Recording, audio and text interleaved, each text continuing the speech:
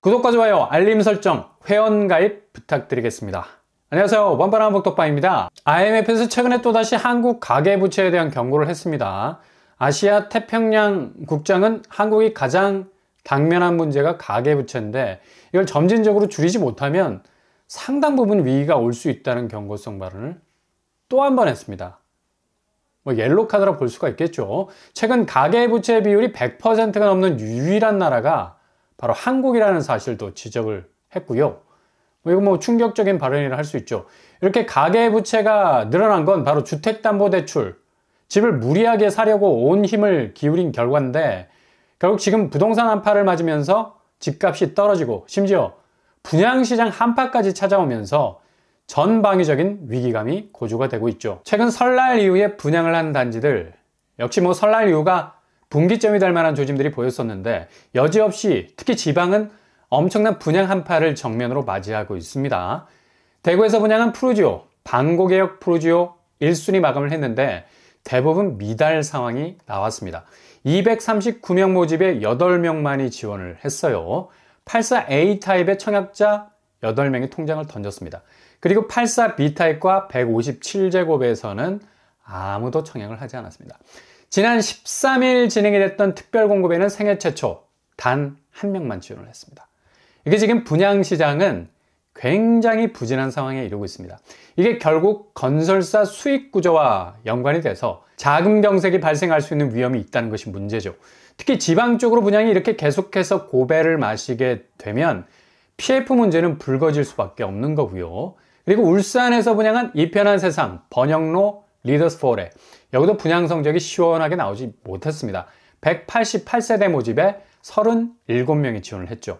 대부분의 평형에서 미달이 나왔고요. 특공에서는 신혼부부 2명과 생애 최초 2명, 일반 공급에서는 37명이 지원을 하는 것으로 그치게 됐습니다. 일단 울산의 미분양 아파트가 급속도로 늘어가는 추세 속에 있죠. 거의 3,000가구에 달하는 수치까지 증가하고 있는데요. 자, 신규 공급 아파트가 나와도 수요가 붙지는 않습니다. 이렇게 지방은 분양 상황이 극도로 악화되어 가고 있는 추세를 그대로 최근의 분양단지를 통해서 보여주고 있는 겁니다. 근데 이와는 대조적으로 무순위 청약, 상당히 일반 분양시장과는 다른 분위기로 가고 있는 걸 볼 수가 있습니다.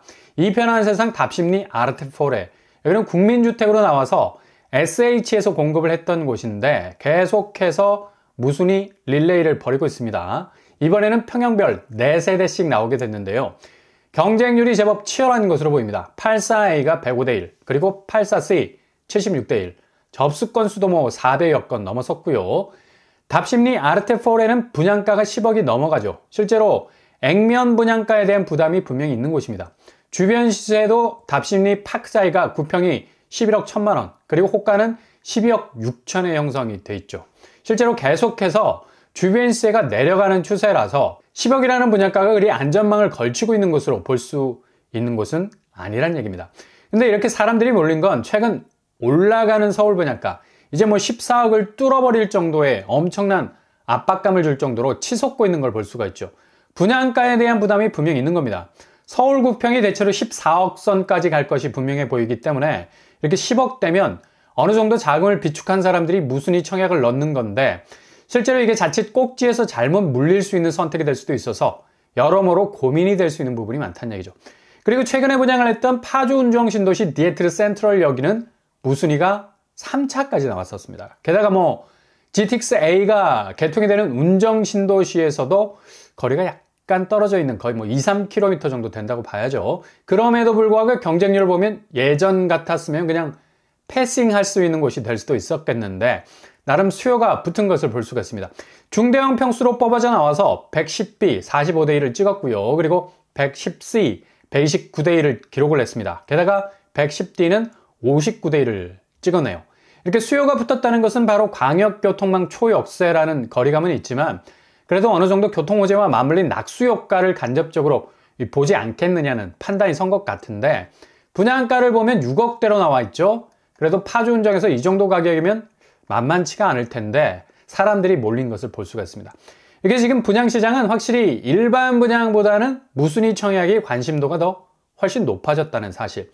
이건 결국 지금 분양가 자체가 너무 높아져서 접근성이 완전히 차단이 된 넘사벽 시세가 사람들의 수요 동선을 완전히 꽉 묶고 있다는 걸 볼 수가 있죠. 이런 영향으로 서울에서 경기와 인천으로 전입한 인구가 무려 32만 명으로 집계가 되고 있습니다. 그만큼 서울에서 감당해야 할 집값이 상당 부분 이 부담이 크다는 것을 알 수가 있고요. 서울에서 경기도로 전입한 인구는 27만 명, 그리고 인천은 4만 명 정도 기록이 되고 있네요. 일단 경기도가 서울과 접근성이 좋으니 더 많은 인구가 넘어간 것으로 보이고요. 인천은 거리감이 많이 느껴지지만 일단 작은 부분에서 여러모로 고민이 많다면 그래도 뭐 저렴한 인천 쪽으로 과감한 선택지를 둘 수도 있는 겁니다.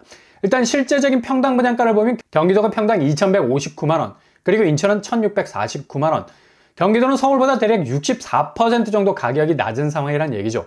그래서 사람들의 집에 대한 수요는 철저하게 가격에 따라 움직일 수밖에 없는 것이기 때문에 이런 선택지가 나올 수밖에 없는 거라 볼 수 있습니다.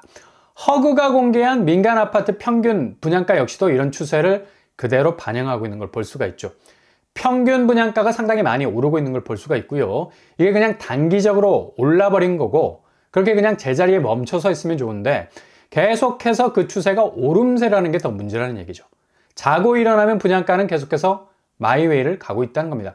전월 대비 0.44% 올랐다고 하는데 작년 대비로 돌려보면 거의 뭐 11%가 오른 것을 볼 수가 있어요. 이건 그리고 체감도가 중요하기 때문에 피부로 와닿는 가격 부담이 상당 부분 아찔할 수 있는 여지가 있다는 거죠. 특히 서울 분양가는 정도가 더 심한 것을 볼 수가 있습니다. 지난해 대비 거의 뭐 21%나 오르는 기염을 토하고 있고요. 상당히 서울 분양가는 미쳤다.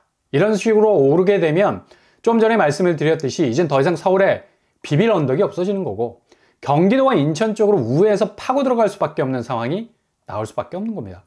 아무튼 강남권과 비강남권 간의 분양가 차이는 계속해서 그 격차가 줄어들 정도로 분양가는 서울이라는 바운드리에 묶여 있기만 하면 정말 감당하기 힘든 쪽으로 기울어질 가능성 많다는 얘기죠. 그러면 이렇게 분양가가 계속해서 오를 것인가 라는 생각도 들어요. 그러나 매매 시장의 분위기가 지금 많이 위축돼 있고 예전처럼 부동산 사이클상에서 보였던 하락세가 단기적인, 일률적인, 규칙적인 양상은 거의 다 사라져버리고 장기 하락세, 또 하락폭이 큰 쪽으로 이동할 것으로 전망이 되기 때문에 분양가도 분명히 영향을 받을 수밖에 없는 겁니다. 이전에는 분양가 내려갈 일은 이 부동산이 살아있는 이상 절대로 있을 수 없다 얘기했지만 이게 뒤집어질 수 있는 시대가 오고 있다는 얘기입니다. 가장 중요한 이유가 바로 부동산 PF 문제입니다. 어제 금융감독원에서도 최근 금리 인하 기대감으로 PF 부실이 이연이 되는 그냥 얼렁뚱땅 넘어가는 일이 없도록 철저한 관리가 필요하다는 얘기도 흘러나왔는데요. 그만큼 지금 PF 부실 자체가 당장 초반에 언급해드린 건설 현장에서의 분양 성적 부진으로 인한 실적 악화가 계속해서 누적된 모습을 키우고 있는데 이게 바로 건설사 자금 문제와 직결이 돼 있어서 일단은 전혀 살아날 기미가 보이지 않는 악성 부실에 시달리는 건설사들은 상반기 중에 칼같이 퇴출이 될 것으로 보이고요. 이로 인해서 연쇄적 부도 충분히 일어날 가능성이 있다는 얘기죠. 당장 피해를 보는 건 무너지는 건설사이기도 하지만 이게 PF 문제는 반작용이 아주 강하게 나오는 것이죠. 그러니까 전주 역할을 했던 금융권이 상당 부분 타격을 받을 가능성이 높은데 금융사별 프로젝트 파이낸싱 연체액을 들여다보면 특히 캐피탈 쪽의 PF 대출액이 24조 원에 이르고 있어요. 이 정도 규모는 은행과 보험 각각 40조에 이르는 사이즈를 가지고 있는 것에 비해선 절반 수준인데 문제는 바로 연체율, 빌려간 건설사에서 돈을 갚지 못하는 상황이 벌어진다는 얘기죠. 업건별 연체율에서는 캐피털이 압도적으로 1위입니다. 거의 뭐 1조가 넘는 연체액을 보이고 있고요. 이것도 좀 아찔한 부분이죠. 그리고 증권은 8천억, 저축은행 5천억, 보험도 5천억가량 됩니다. 이렇게 연체율이 커지면 당연히 충당금을 쌓을 수밖에 없는데 현금 탄화를 비축해야 해서 실적은 더욱 악화가 될 수밖에 없는 거죠. 기존 돈을 굴릴 수 있는 여지가 확 줄어들기 때문에 투자 대상이 완전히 쪼그라들 수밖에 없는 결과를 초래합니다. 이런 이유 때문에 일부 새마을금고에서는 출자금을 낸 고객에게는 배당을 아예 하지 않는 것도 등장하고 있죠. 특히 새마을금고는 실적에 따라서 주식처럼 배당금을 주는 상품이 있는데 최근 상당 부분 배당 액수가 감소하는 추세 보이고 있다는 겁니다. 이게 지금 제2금융권 자금 상황이 썩 좋지 않다는 건 그동안 부동산에 밀어넣었던 자금이 부실로 전환이 되면서 역풍을 맞고 있다는 얘기죠. 이렇게 되면 건설사들은 분양이 더욱 위축될 수밖에 없는 거고 매매 시장이 지금 상당 부분 더욱 쪼그라들 가능성이 많기 때문에 지금의 유동성 위기 극복하고자 분양가를 더욱더 끌어올리는 추세를 스스로 접어야 할 상황까지도 온다는 겁니다. 지금 뭐 간간히 할인 분양이 등장하는 것도 이게 앞으로 거의 뭐 보편적인 현상이 될 가능성 많다는 걸 보여주는 시그널일 수가 있는데요. 초반에 분양단지 중에 미분양 사태가 최근에 일어난 곳이 바로 대구 울산이었는데, 여기는 악성 미분양 털어내기 위해서 4천만 원 이상의 페이백, 그러니까 분양대금을 다시 돌려주는 행사도 하고 있고요.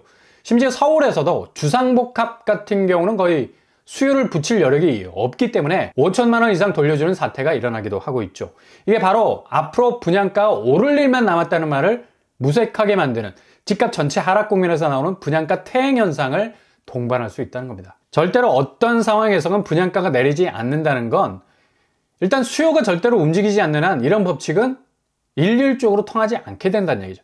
주변 매매가가 계속해서 급변한 변동성을 보이고 있는데, 건설사는 생존을 위해서라도 가격이나 쪽으로 선택지를 둘 수밖에 없는 시기가 반드시 온다는 거죠. 그러니 이제 매매가는 내려가고 분양가는 올라가는 시소 현상 사라지고, 둘 다 동반해서 내려가는 같은 엘리베이터 혹은 에스컬레이터를 하행선으로 같이 타고 있는 하락장이 펼쳐지게 될 가능성 아주 높다는 얘기입니다. 그러니 일단 분양은 절대 조심하시고요. 무순위는 틈새를 보세요. 그리고 매매 시장은 2월에서 3월간에 또 한 번의 변곡점이 찾아올 가능성 아주 높겠습니다.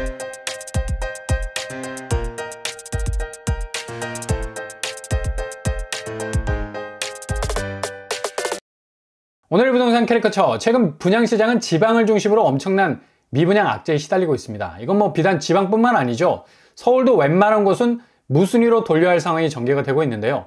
향후 건설사 PF 문제는 분양가를 더 끌어올릴 만한 여력을 갖지 못하게 될 거고, 떨어지는 매매가와 함께 동반해서 분양가도 영향을 받게 될 겁니다. 이 금융권의 횡보도 잘 지켜보시면서 자산 손실 없도록 단도리를 잘 하셔야 될 시기인 것만은 분명해 보입니다. 오늘도 응원합니다. 여러분의 길이 꽃길만 되실 수 있길 바랍니다.